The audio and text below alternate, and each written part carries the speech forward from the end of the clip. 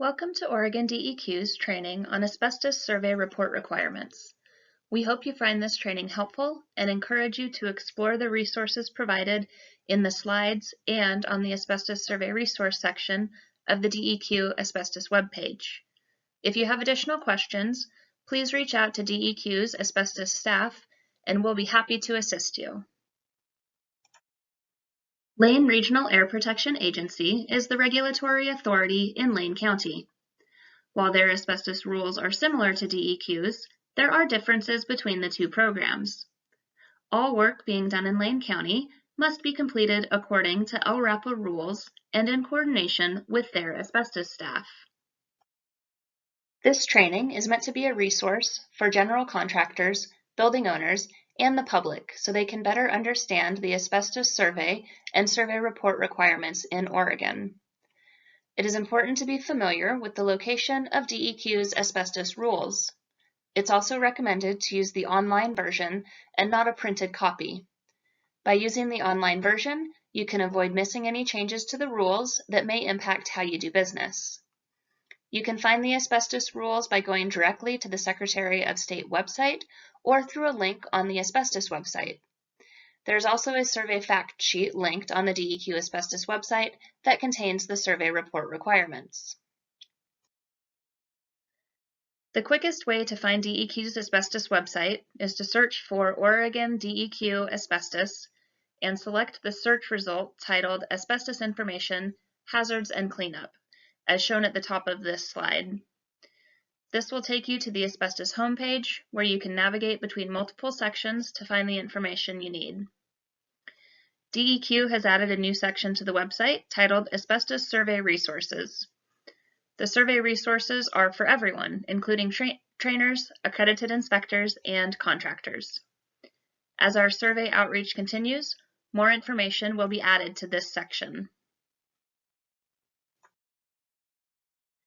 DEQ's asbestos rules were updated in 2018, including updates to the sections for asbestos surveys. The survey rules contain very specific information that must be included in the survey report.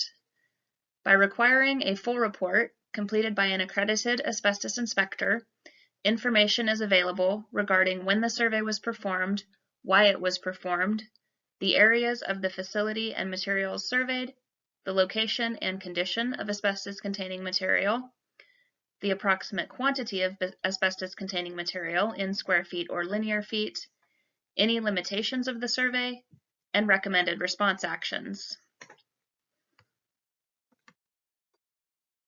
A survey report is made up of several components, one of which is the laboratory report. However, a lab report alone does not meet the survey report requirements. An accredited inspector must complete the survey and survey report.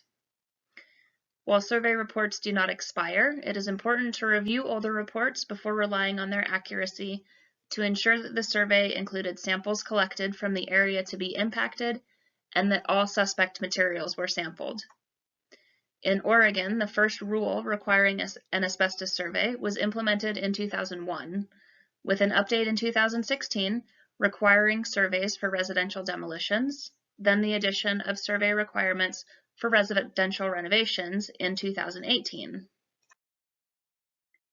Oregon's asbestos rules contain definitions that aid in understanding and interpreting the rules. The following slides will discuss some of the definitions that play a role in determining survey requirements, but we encourage you to be familiar with all of the definitions in Oregon Administrative Rule 340-248-0010. According to OAR 340-248-0270, Section 1, a survey is required prior to a renovation or demolition activity. It's important to understand what DEQ means by demolition, renovation, and facility. Demolition includes the complete demolition of a facility or when an area with a load-supporting structural member is removed.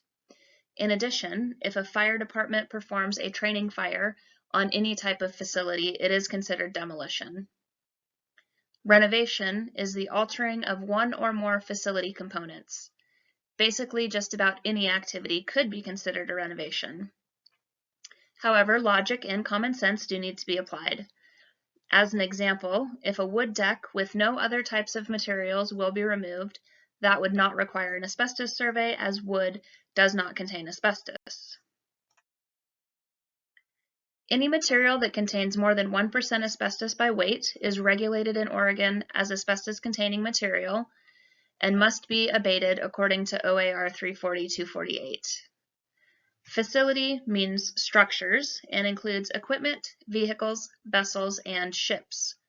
There is a separate definition of installation, which means a building or structure or a group of buildings or structures at a single site under the control of the same owner or operator. As an example, a group of 50 duplexes with the same ownership on the same property are considered an installation and are considered commercial, not residential.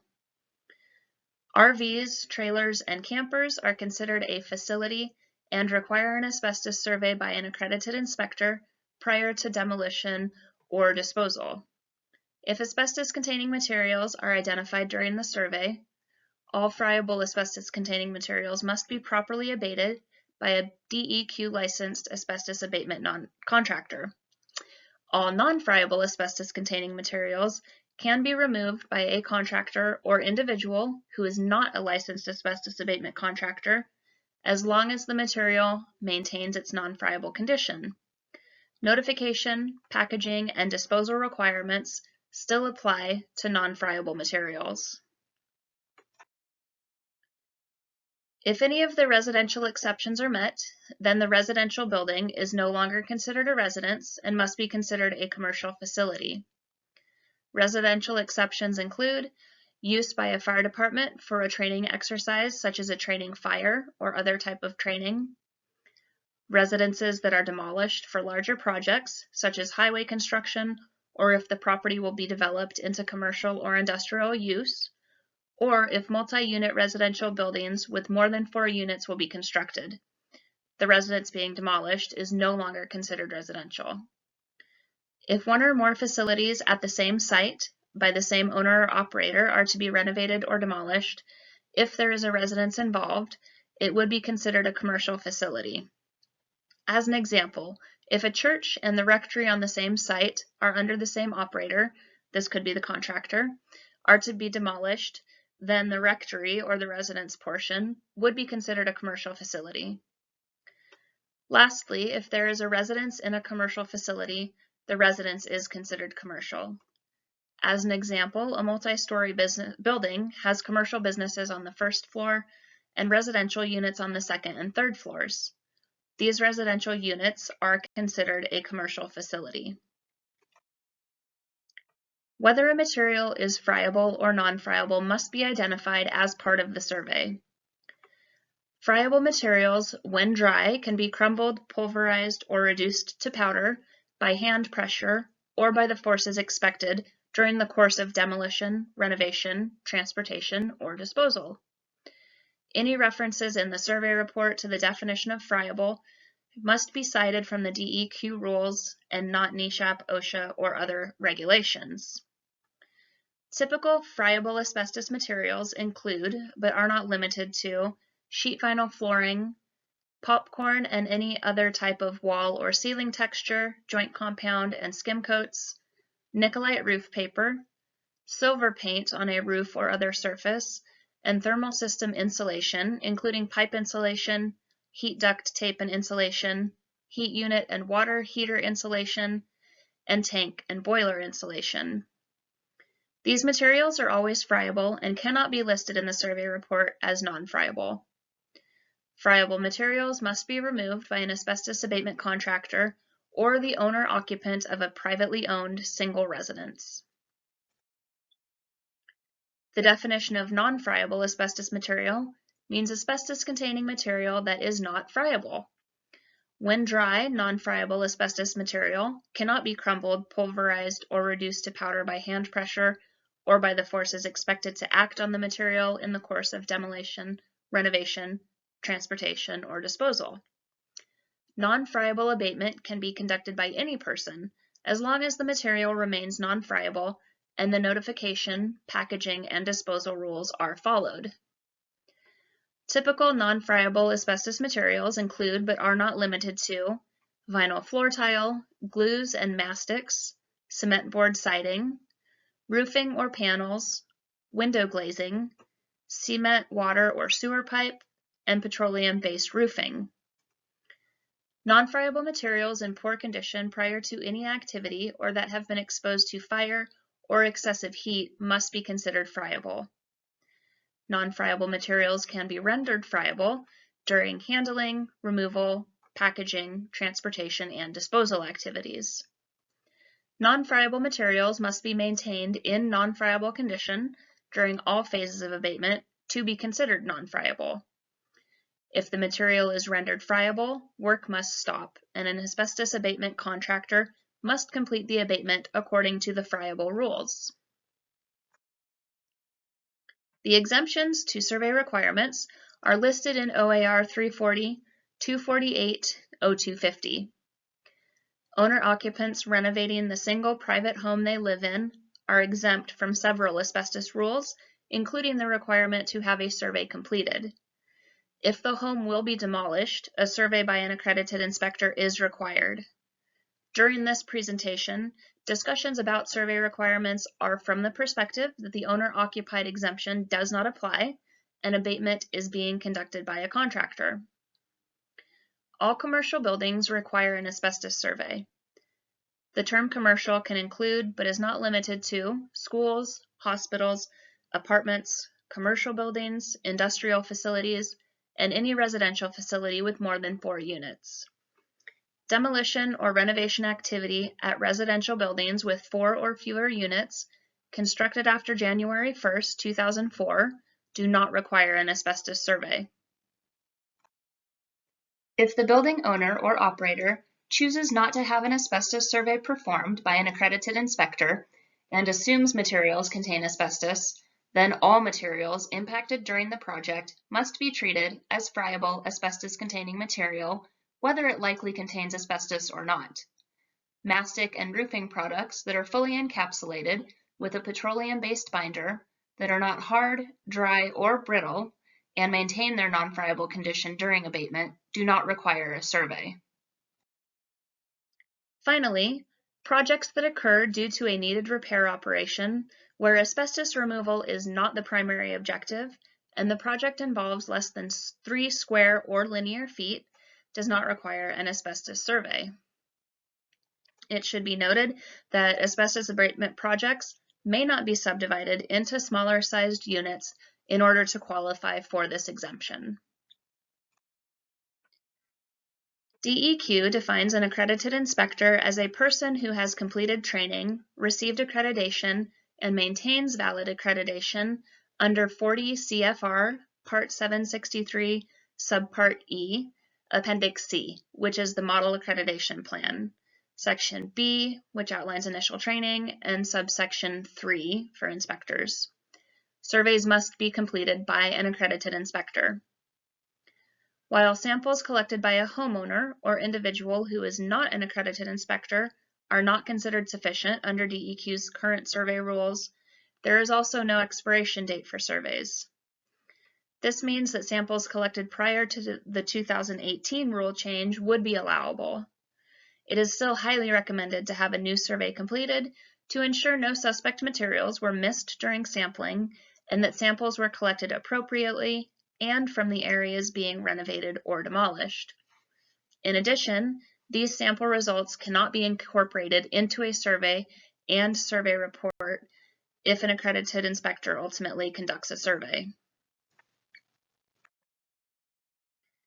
A survey must be completed prior to renovation or demolition projects at commercial buildings, regardless of the age of the building. DEQ must be at least as stringent as federal rules, which do not list a construction date when the survey requirements no longer apply. Asbestos surveys are required for residential buildings constructed before January 1, 2004. Federal rules do not apply to residential buildings with 4 units or less. The Oregon legislature directed DEQ to include the 2004 construction date for residential survey requirements.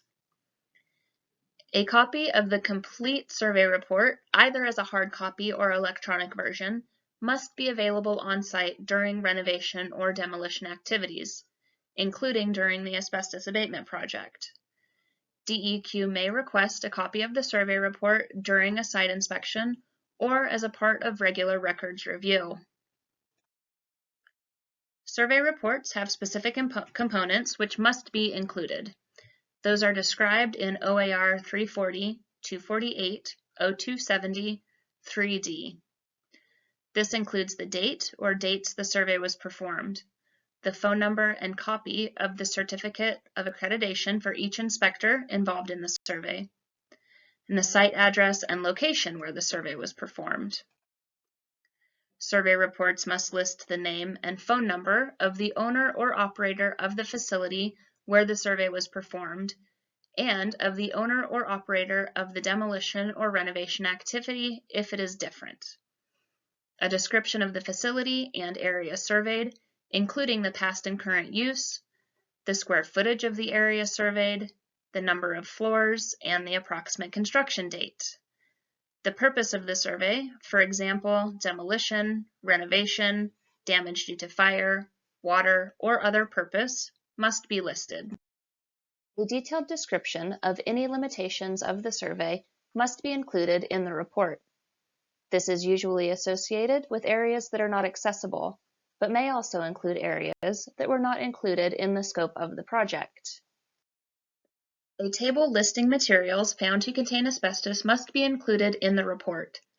This table must contain specific information for each of the asbestos-containing materials, including the percent asbestos and the type of asbestiform, the color, texture, and pattern of the material, the specific location in the facility where the material was collected, the condition of the material, both in terms of in good condition or in poor condition, friable or non-friable, and the approximate quantity of the material present in the facility. This information provides property owners, contractors, and DEQ with the potential scope of abatement, areas that contain asbestos, the abatement requirements related to if the material is friable or non-friable, and the estimated quantity of asbestos-containing materials. Finally, a survey report must include a recommendation of response action and a complete copy of the laboratory report.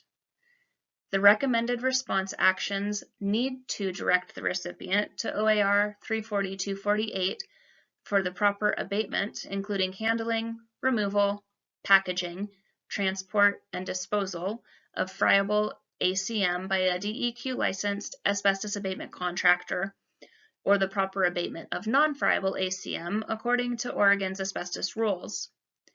The recommended response action may note the health risks of asbestos. The lab report must include, at a minimum, the name, address, and phone number of the lab, each unique sample analysis identification number assigned by the inspector at time of sample collection, sample analysis showing presence or absence of asbestos and content of asbestos when present, the name of the analyst, and a completed chain of custody for the samples. DEQ has specific enforcement guidance that staff follow when reviewing violations and issuing enforcement actions. The levels of enforcement include a warning letter, which outlines the alleged violations, provides a description of the rule that was violated, and may include corrective action if necessary. An expedited enforcement offer, or EEO, includes the same components as a warning letter, but also includes a penalty. This is a reduced penalty when compared to the full penalty that would normally be assessed through a formal enforcement action. An EEO may be accepted and paid by the recipient, or it may be denied. If denied, a pre-enforcement notice will be issued and the case referred to the DEQ Office of Compliance and Enforcement. A pre-enforcement notice, or PEN, includes the same components as a warning letter or EEO. The penalty amount under a PEN is the full amount. Penalties can be assessed for each violation. A PEN can be appealed and hearings held to determine the validity of the violation and enforcement action. base penalty calculations for a survey violation consider factors such as risks to public health and mental state of the person responsible for the violation. Failure to have a survey completed by an accredited asbestos inspector prior to renovation or demolition, as outlined in OAR 340, 248, 0270, 1 through 3, is a violation. Failure to have a complete copy of the asbestos survey report on site during the renovation or demolition project is a violation. Failure to provide a complete copy of the asbestos survey report to DEQ upon request is a violation. Any of these violations can result in a warning letter, EEO, or pre-enforcement notice. The EEO and PEN will include monetary penalties. While there are survey violations that may receive a warning letter the first time they occur, other violations could receive an EEO or PEN. Those violations include not describing the location and area surveyed. For example, not stating the survey was conducted in the second floor bathroom of a residence or the first floor hallway of Building A. Not including a table of asbestos-containing material or material presumed to contain asbestos. Not including recommended response actions. This is the language that directs the owner or operator to follow DEQ asbestos rules. And not including the laboratory report and completed chain of custody are all violations that may receive an EEO or PEN on the first occurrence. If a violation creates a risk to public health or the violation was flagrant, the type of enforcement response may be escalated. The best way to avoid receiving an enforcement action is to be familiar with the asbestos survey and survey report rules found in OAR 340, 248, 0270, 1 through 4, and to reach out to DEQ for technical assistance if you have any questions. DEQ regional staff can be contacted at the numbers provided here. Regional contacts are also available on DEQ's asbestos website. While staff are assigned to certain counties, we're able to answer questions for rule compliance and are always happy to have conversations before a project and any potential violations occur. Remember that LRAPA regulates asbestos in Lane County and must be contacted for any projects in Lane County. Thank you. We hope you found this information helpful, and if you have any questions, please reach out.